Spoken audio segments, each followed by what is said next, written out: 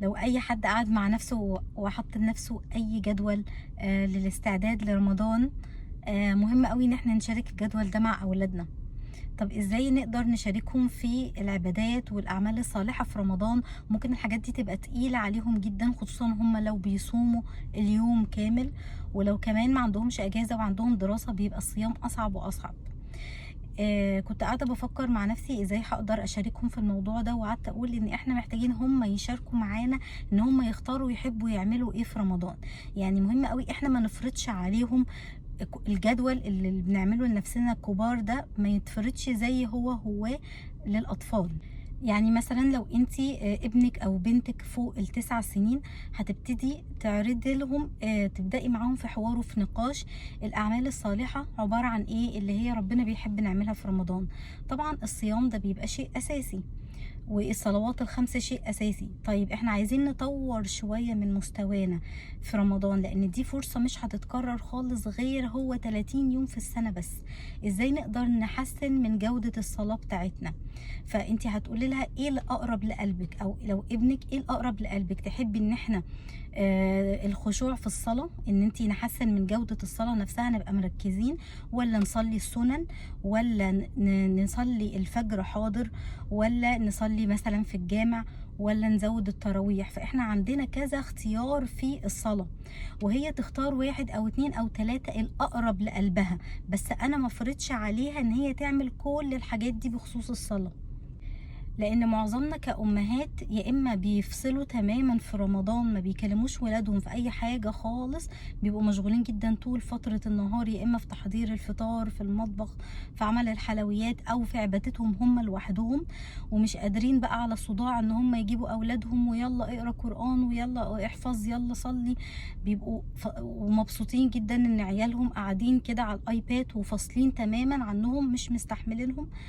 أو النوع الأمهات التاني بقى بيبقى نايمين طول السنة، وندخل على الأولاد في رمضان بجدول كبير جدًا، صلاة، تراويح، وسُنن، وقراءة قرآن، وذِكر، وحاجات كتير أوي، أوي، أوي، وهُم مش مستعدين للحاجات دي ومش مؤهلين ليها، لإن ما كانش في تدرُّج قبليها. فإحنا ولا عايزين نبقى بشكل الأمهات الأولاني ولا شكل الأمهات التاني. عايزين نبقى في النُص، بحيث إن أنا أعرّض عليهم كل الأعمال الصالحة اللي ممكن تتعمل، كل العبادات بأشكالها المختلفة، وأدّيهم هم الاختيار في الآخر، القرار. طيب عندنا القرآن، أنتِ إيه اللي بتحبي تعمليه أكتر من ناحية القرآن؟ هل إن إحنا نقعد نسمع، والّا نحفظ آيتين كل يوم، والّا القراءة من غير حفظ، والّا تفسير؟ إن أنا مثلًا أقول لِك تفسير قصة من قصص القرآن.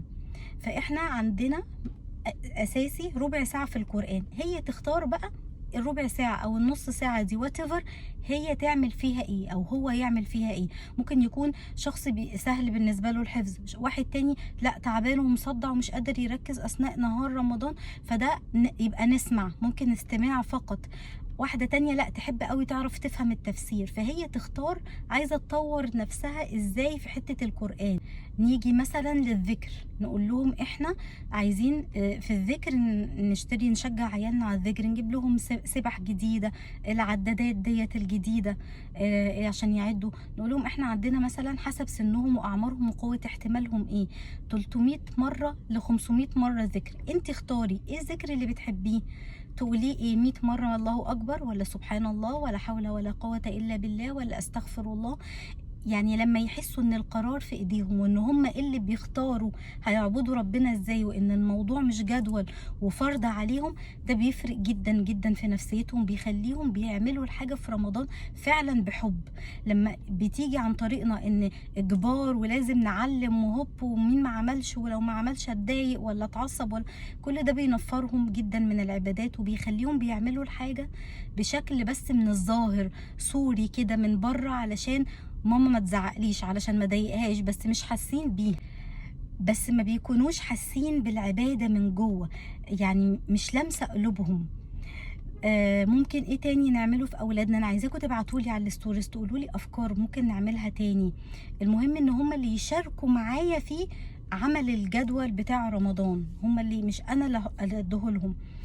وبالنسبه لو الواحده جت قالت لي انا ببقى مصدعه ومش قادره ومش طايقه، انا كمان هجيبهم بالعافيه واقعد اقول لهم احفظوا ولا اقروا ولا بتاع.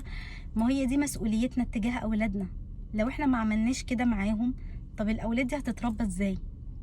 الاولاد دي هتتعلق بالدين ازاي لو ما كنتش انا اتعب في عز ما انا صايمه وتعبانه واجيبهم واضغط على نفسي شويه واقعد معاهم؟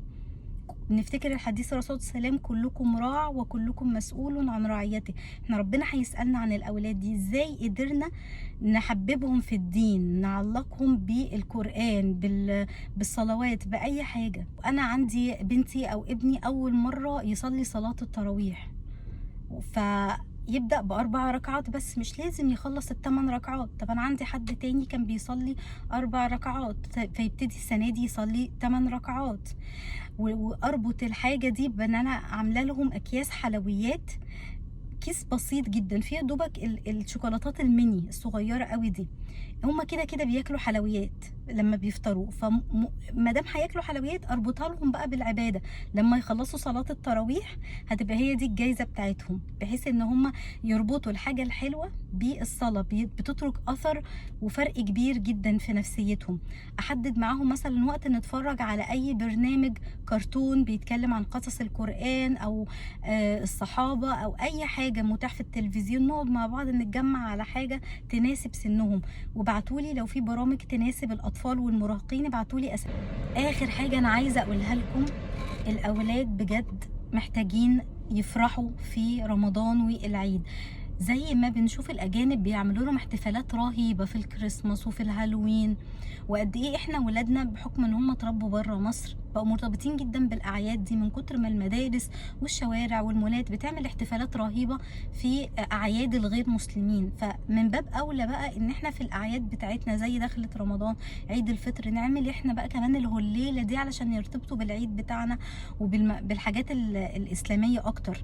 يعني نزين البيت على قد ما نقدر، نشغل اغاني رمضان. الام ليها دور كبير جدا في ادخال البهجه والفرحه والسعاده على اولادها وعلى اهل بيتها. انت الاساس. لو انت ما عملتيش الهليله والجو اللي مليء بالمرح محدش هيعمله غيرك. فانت اللي بايدك الاسره بتاعتك واولادك وجوزك يبقوا سعداء، او بايدك ان هم